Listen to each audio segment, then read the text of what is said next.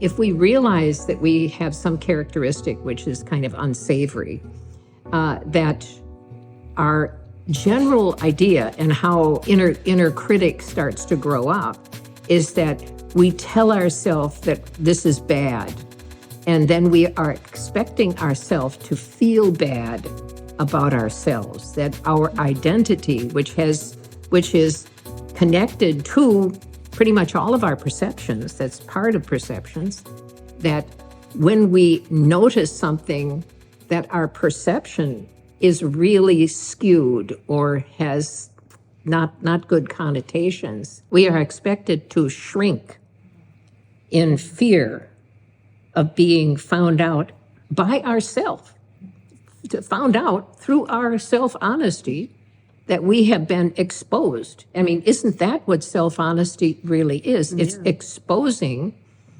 a fault to ourselves. And depending upon our nature at that time, is that this shrinks back into a place where we can protect ourselves.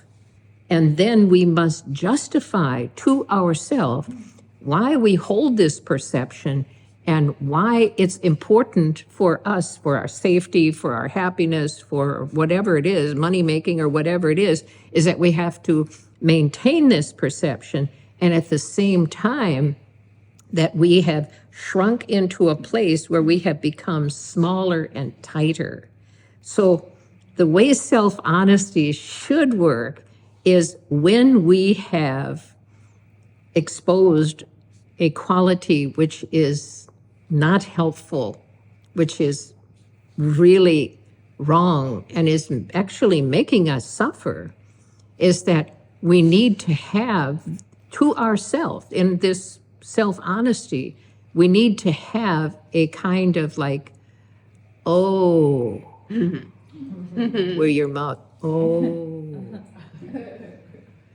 without going to that step of self-protection and shrinking. This state of exposure to ourself is vital for change. When we do not resist, and this is all happening, you're not saying anything out loud, this is all happening in your own mind, is that the experience of a genuine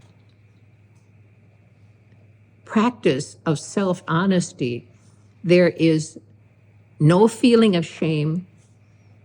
It's like, oh, I didn't realize this.